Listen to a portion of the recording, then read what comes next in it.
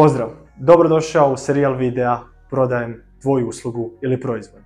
Ja sam Borno Rišković i trener sam vještina pregovaranja. U narednim videima koji će izlaziti jednom tjedno demonstrirat ću kako možeš koristiti vještine pregovaranja u prodaji vlastite usluge ili proizvoda. Kako ovo funkcionira?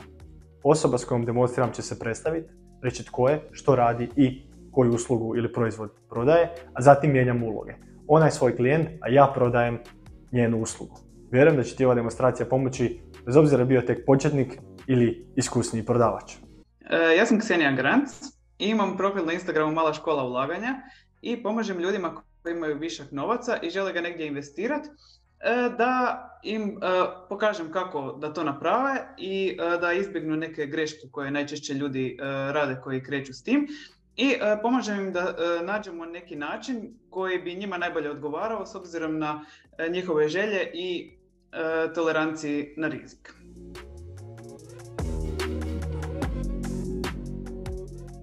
Ok. Bok, Ksenija. Bok. Hvala ti što si mi se javila. Evo, za početak, zašto misliš da ti ja mogu pomoći? Pa ja bih htjela investirati svoj novac.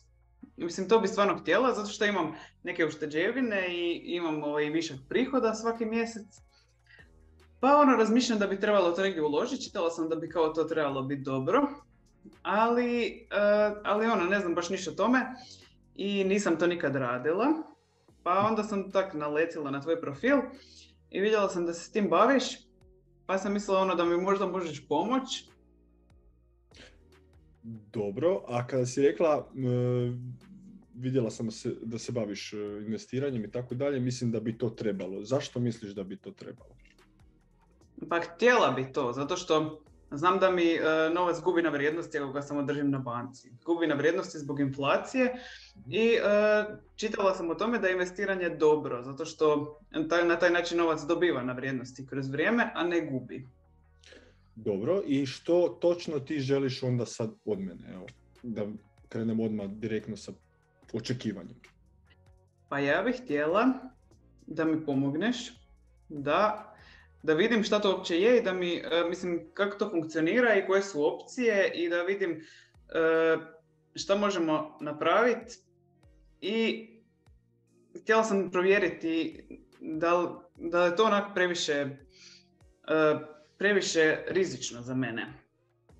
Pa naravno postoji više opcija, postoji neki malo rizičniji ulaganja, postoji manje rizična neka ulaganja, ali naravno moram napomenuti da svako ulaganje donosi određeni rizik, nijedno nije 100% kao evo to uložimo i to je 100% dobitak. S time odmah ti želim reći da se moraš pomiriti. Mm-hmm. Nadam se da si svjesna da u ovome, kao i u ničemu, bilo čemu u životu nema garancije. Ok, dobro, ali ne znam sad koliko, zašto svi mi pričaju kao nemoj, to je mislim niko ne investira svoj novac od ljudi koje ja znam i ne znam, moji roditelji pogotovo, oni me baš odgovaraju od toga, Zašto misliš da oni ne ulažu novac? Pa boje se. Dobro. Boje se da će ostati bez puno novaca i ja se malo bojim da ću ostati Znači sad ako meni nije opcija ostaviti novac u banci recimo, ali što ako uložim i onda izgubim još puno više nego što bi inače. Dobro, a što ako uložiš i dobiješ puno više? Pa to bi bilo dobro. To bi bilo dobro, ali opet me malo strah. Ok, razumijem. Što se događa ako sigurno ostaviš novce na računu? Onda ih sigurno gubim. Ok, što je onda alternativa? Alternativa da ih uložim. Dobro. I onda još više izgubim. Šalim se. Okay. Mislim potencijalno. Mislim, bojim se malo zato što imam tu ušteđevinu i sad ako uložim cijelu ušteđevinu, nije mi baš svejedno šta će biti s tim. Ko je rekao uopće da ti moraš cijelu ušteđevinu ako te strah? Sigurno postoji neka opcija da ti uložiš onoliko koliko je tebi ugodno. Ili ajmo reći onoliko koliko je tebi ugodno ako, ne znam, nija sve ode k vragu da izgubiš. Pa dobro, to bi mogla. Za početak. Pa poanta i to je onako kako ja želim da mi surađujemo je da se ti osjećaš ugodno, to jest da ti uložiš cifru kojom se ti osjećaš ugodno i to uvijek savjetujem ljudima naravno da ne ulažu više nego što mogu, nego da ulažu onoliko koliko se osjećaju ugodno. I naravno ti si poprilično, kao što si sama rekla, osjećaš se nesigurno, osjećaš se da ćeš izgubiti te novce i podložna si dosta, naročito u ovom svijetu ulaganja, stresu. Stoga tebi ne bi sigurno preporučio da uložiš cijelu svoju ušteđevinu, nego da uložiš onoliko koliko ti je uopće ugodno za početak. A kako vrijeme ide, možeš si odrediti, ne znam, jednom mjesečno, jednom godišnje, jednom u 5 godina da uložiš određenu cifru i na taj način akumuliraš, ajmo reći, ulaganje. Da ne bude ta cifra sve odjednom. Ako ti je tako lakše. Uvijek postoji opcija bilo koja od navedenih s kojom se ti osjećaš najugodnije. Dobro, ali isto tako nisam baš sigurna jel su dionice dobar način za investiranje za mene. Jer postoji i druge neke vrste investicija. Pa ja sam to malo proučavala. Pa ne znam, razmišljam, jer ne znam je li to sad super za mene ili bi bilo bolje da, ne znam, da kupim neku kriptovalutu ili nešto. Pa dobro, što bi ti htjela? To je na koncu pitanja. Pa ne znam, malo sam izgubljena u svim tim informacijama. Pa ne znam iskreno šta bih htjela. Htjela bi da ne bih htjela izgubiti sve novce. To je ono što ne bih htjela. Nije da mi tako, da bi sad da želim zaraditi hrpu novaca u nekom kratkom vremenu, zašto znam da je to nemoguće. Mislim, moguće je, ali nije baš vjerojatno. Nego nekako kao postupno, postupni rast, malo po malo. To bi mi bilo ok. Pa dobro, trenutno za postupni i dugoročni rast, šta misliš da je izvjesnije? Dionice ili kriptovalute? Pa dionice. Mislim, za kriptovalute nisam sigurna, znam da su neke propale skroz. A zašto misliš malo mi je to dugoročnije? Pa zato što nekakva kompanija stoji iza dionice neke i zna se šta ona radi točno i sve to. Za kriptovalute mislim ne znam ništa o njima, meni je to nepoznanica, ne znam ništa, znam da samo postoje. Dobro. Tako da postoje. Onda kad si kada si malo prije postavila pitanje, ne znam da li da uložim u dionice ili kripto, koji bi onda bio odgovor po ovome što si mi rekla? Pa u dionice. Ali, razmišljala sam i o nekretninama, ali nemam baš novaca da kupim jednu nekretninu. Ok. Znači, to mi je zapravo jedina opcija sad trenutno. Mislim, jedina za mene opcija bi bila to. Dobro. S čime bi ti bila zadovoljna? Evo, ajmo reći da sad si uložila neku određenu cifru, da smo sad mi krenuli surađivati, objasnio sam ti neke stvari kako funkcioniraju, šta je za tebe, koje su za tebe opcije, što je za tebe najbolji način investiranja. Evo, ajmo sad premotati malo unaprijed i s čime bi ti bila zadovoljna? Pa ja bi bila zadovoljna nakon što investiram kroz neko duže vrijeme, zato što imam još puno godina ispred sebe za investiranje, pa bih htjela za 15 godina recimo kad bih htjela nešto ili kupiti ili koristiti, da mi se ta svota lijepo poveća i da bude veća nego što je sad. Ok, fair, razumijem u potpunosti. Znači, da ponovimo. Želiš uložiti određenu cifru novca u dionice kako bi ti se dugoročno, ne mora biti brzo, ali dugoročno kroz određeni period taj iznos je akumulirao i daj Bože i povećao. Da. Koliko su tvoja očekivanja da se taj iznos poveća? To jest koliko bi ti htjela da se taj iznos poveća? Što misliš? Pa iskreno ne znam. Ne znam, stvarno ne znam koliko. Svako povećanje bi dobro došlo. Bolje nego ništa. Zašto te pitam, jer mi je jako bitno da vidimo kojim mi uopće postocima, u kojim mi omjerima uopće razgovaramo. Jer dogodi se da ljudi očekuju sad okrenut, ne znam nija koliku cifru, 50% povrat ili čak 100% u nekom kratkom periodu, što je jako malo, skoro i nemoguće. To moramo uopće biti realni da to je jako teško postići. S koliko bi ti uopće bila spremna ući u investiciju i da ti bude u redu izgubiti? Da, misliš da sve izgubim? Pa nisam rekao da moraš sa svime ući, već s kojim bi iznosom ti bila spremna investirati i da budeš u redu ako baš sve izgubiš od tog iznosa. Pa ne znam, pa jel moram baš sve izgubiti? Pa, želim ti dati ekstreman primjer. Želim ti dati primjer u kojem ti se zamišljaš kako investiraš, ali i da se zamišljaš u najgore moguće scenariju ako sve ode u krivom smjeru. Da vidiš kolika je ta cifra uopće tebi u glavi, s kojom se ti osjećaš ugodno i s kojom ti možeš mirno spavati noću.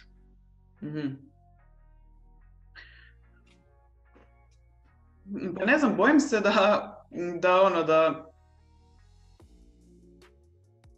ne znam, možda nekih 1000 eura. Dobro, što znači da bi ti s tim iznosom bila, ako bi ga uložila u dionice, ti bi bila u redu da on padne na nulu. Pa ne bi baš bilo skroz u redu.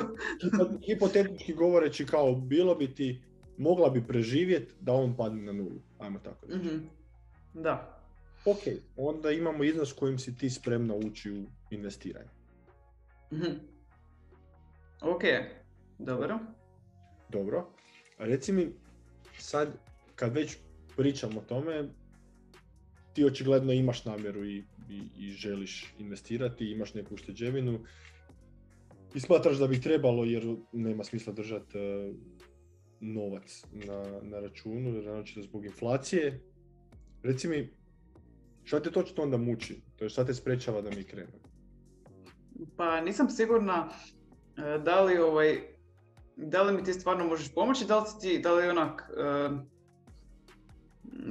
si ti ta prava osoba. Dobro, a kako po tebi izgleda? Ili... ne znam, razmišljala sam zato što vidjela sam na profilu da ti pričaš kao da bi trebala investirati sama. Znači, mislim, ja se bojim da će meni to možda biti previše komplicirano. Možda bi mi bilo, ne znam, razmišljala sam i o tome da dam nekom drugom da to radi umjesto mene, možda bi mi to pojednostavilo stvari. Mislim, malo se bojim da ću nešto krivo napraviti, jer, mislim, nije to, to je onak, bitno mi je to. Mislim, bitno mi je zato što može dovesti do direktnog gubitka novca ako nešto krivo napravim. No. I zato se isto bojim, evo. Pa zvuči kao da te strah preuzeti stvar u svoje ruke, nego želiš to prebaciti na neku drugu. Pa da, malo sam nesigurna. Dobro, a što misliš onda da je moj posao ovdje? Pa, ako ćemo, mislim, ne znam, samo sam htjela onako pričati s tobom da vidim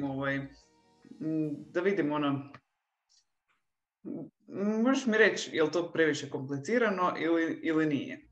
Pa dobro, ono što, znači naravno ja mogu objasniti one osnove u kojem ti možeš dovoljno znati funkcionirati na osnovnoj bazi, što mislim da realno ako u bilo što ulaziš, pa sigurno želiš znati neke osnove o tome.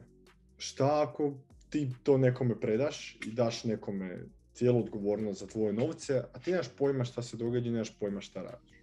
To je šta on ili ona. Da, to je istina. Kad si mi se javila, reci mi što ti je bila točno namjera? Što si htjela? Pa mislim, Htjela sam da radimo zajedno, ali da prvo još malo se uvjerim da je to stvarno ispravna odluka za mene. Dobro, znači ti želiš da ja tebi kažem ajde, u redu je, dobro je. Da mi neko drugi kaže, da ne moram sama. Onda ću reći da si ti kriv što sam izgubila te novce. Ti želiš da te ja zapravo potapšim po leđima i kažem u redu je, dobro da si došla. Pa, ništa, htjela bi naučiti i htjela bi početi možda probati sama investirati. Ok, znači onako kako to funkcionira je da ponovimo. Isto se vidimo na Zoomu, pričaš mi o tome što ti želiš, koji su tvoji ishodi, to je ciljevi, s kojim iznosom si spremna ući, to je s koji iznos si spremna uložiti. Razgovaramo o tome, objasnim ti sve na kojim platformama je najbolje za investiranje, kako investirati, u što investirati i nakon toga, nakon što ti uđeš u platformu, nakon što uplatiš novce, što ću ti isto objasniti kako to funkcionira, kako se to radi, na sljedećem Zoomu onda mi idemo korak po korak kako kupiti ono što ti želiš, to je kako kupiti određenu dionicu. Cijeli taj proces te ja pratim i kroz cijeli taj proces smo nas dvoje u kontaktu i čak i ako zapneš kasnije, onda uvijek postoji opcija da mi se javiš i da ti naravno odgovorim, pošaljem poruku ili što god napravljeno kad si to sve kupila i ako imaš namjeru to držati, investirati, to jest držati neki određeni period, eto, to je onda to. Onda više manje gotovo. Ok, dobro, zvuči dobro. Zvuči ok. Dalje zvuči kao da te nešto dalje muči. Pa imam neke, još uvijek imam neke nedoumice, recimo, šak će sad neka doći kriza i da je ovo baš onak najgore vrijeme za ulaganje i sve to, javlja mi se tu 100 pitanja, pa zato nisam tak skroz sigurna. Onda opet ti postavljam pitanje, ok, što ako ne napraviš ništa, evo? Šta će se dogoditi ako ništa ne poduzmeš, evo? Da ostane sve sad kako je? Da, onda će se dogoditi ništa. Mislim ono što se događa i do sad. Ok. A što ako ti odlučiš poduzeti neku akciju? To je što ako ti odlučiš konkretno ovo investirati?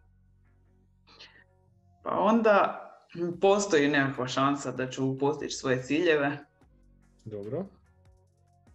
Da, ako ne krenem, onda ne postoji nikakva šansa. Šta onda bi po tebi bilo najbolji mogući ishod? Evo. Najbolji mogući? Najbolji mogući ishod što se tiče naše suradnje. Pa da sve bude kako sam se zamislila i dok jednom budem trebala te novce za dosta vremena da imam dovoljno novaca, baš jednu svoticu.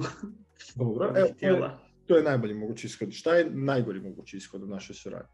Pa da izgubim dio novaca. Dobro. I u većini slučajeva, ajmo reći, prosječno se uvijek negdje nađe sredina. Mm-hmm. Znači, ajmo reći da se neće dogoditi najbolji mogući slučaj, ajmo reći da se neće dogoditi najgori mogući slučaj, i ajmo reći da se dogodila sredina. Kako ti se sredina od ta dva ekstrema? Ok, pa super. Mislim, ok, skroz ok. Sredina bi bila, recimo, ne znam, 3-4% godišnje, 2-3 možda. Je li ti sredina nemoguća da se dogodi? Pa, izgleda mi kao da je vrlo vjerojatna. Takav osjećaj imam. I dobro, i što onda ti planiraš napraviti po tom pitanju? Mislim, krenuti investirati. Dobro, kada želiš da krenemo? I prije svega, želiš li ti uopće da krenemo? Odmah sad. Ok, onda ovako, znači ja ti šaljem moguće termine, to je kalendar kada možemo krenuti. šaljem ti sve podatke što se tiče naše suradnje, što se tiče uplate i što se tiče da zapišeš uopće što ti želiš postići na kraju. To mi je jako bitno. Zapišeš, odmah staviš na papir. Ok, ja na kraju ove suradnje želim ovo i ovo i ovo. Jer je uistinu i meni bitno da ti na kraju ove suradnje izađeš zadovoljno. Ok. Kako ti se to čini? Dobro, super. Ok. Nakon završetka ovog poziva ti šaljem mail sa svim informacijama i možemo onda početi. Može. Zainteresiranost kupca za tvoj proizvod ili uslugu ne garantira kup, nego prodaja tada tek počinje.